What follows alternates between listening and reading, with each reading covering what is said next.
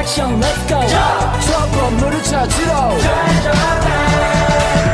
Assalamualaikum warahmatullahi wabarakatuh. Saya Tuti Lestari Dan saya Elisa Fitriani. Kami dari kelas 12 IPS 1 ingin mempresentasikan materi kami mengenai pemanfaatan penginderaan jauh untuk tata guna lahan.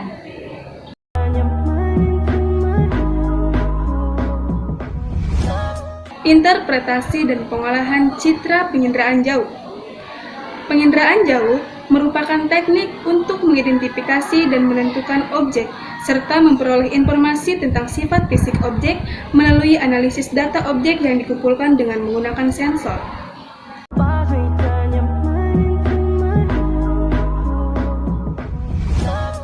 Adapun ciri-ciri objek yang tergambar pada citra. Yang pertama, ciri spasial, yaitu berkaitan dengan aspek ruangan yang mencakup bentuk, ukuran, bayangan, pola, tekstur, situs, dan asosiasi.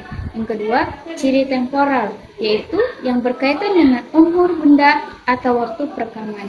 Yang ketiga, ciri spektral, yaitu ciri yang dihasilkan oleh interaksi tenaga elektromagnetik dengan benda yang dinyatakan dengan rona dan warna.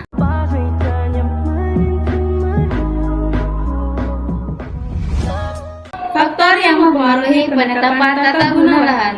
Faktor pertama yaitu fisik. Faktor fisik yang perlu dipertimbangkan terkait dengan tata guna lahan adalah keadaan geologi tanah, air, dan iklim. Yang kedua, biologis. Faktor biologis yang perlu diperhatikan dalam tata guna lahan adalah vegetasi, hewan, dan kependudukan. Faktor yang ketiga yaitu ekonomi. Faktor pertimbangan ekonomi erat kaitannya dengan ciri keuntungan, keadaan pasar, dan transportasi. Faktor terakhir yaitu institusi. Faktor institusi dicirikan oleh hukum pertanian, keadaan politik, keadaan sosial, dan secara administrasi dapat digunakan.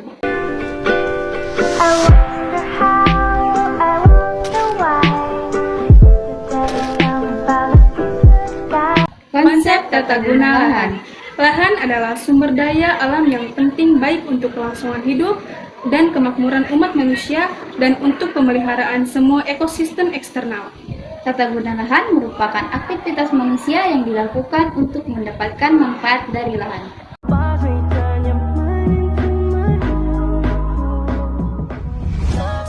Klasifikasi penggunaan lahan. Penataan ruang berdasarkan fungsi utama kawasan menurut Undang-Undang Republik Indonesia Nomor 26 Tahun 2007. Yang pertama, kawasan lindung, yaitu wilayah yang ditetapkan dengan fungsi utama melindungi kelestarian lingkungan hidup yang mencakup sumber daya alam dan sumber daya buatan. Yang kedua, kawasan budidaya, yaitu wilayah yang ditetapkan dengan fungsi utama untuk dibudidayakan atas dasar kondisi dan potensi sumber daya alam, sumber daya manusia, dan sumber daya buatan.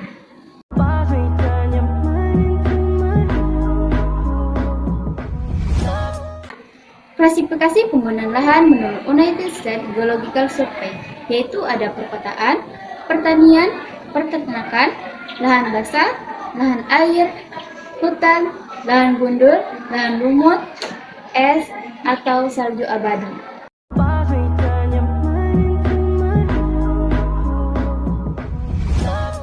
Interpretasi penginderaan jauh untuk tata guna lahan.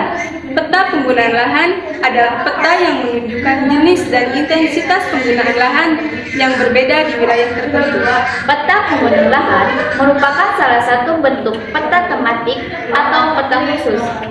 Penyesuaian penggunaan lahan penting dilakukan untuk mengetahui apakah pemetaan lahan yang dilakukan oleh aktivitas manusia sesuai dengan potensi ataupun daya dukungannya.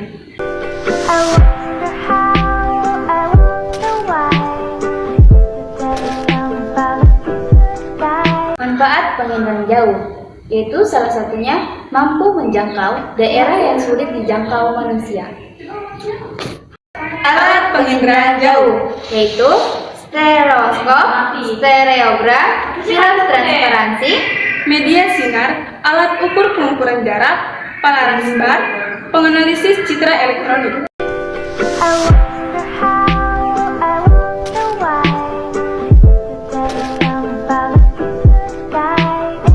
Keunggulan penginderaan jauh. Yang pertama, dapat mengetahui sumber daya alam yang tersebar di suatu wilayah dengan mudah. Yang kedua, dapat mengetahui gejala dan iklim.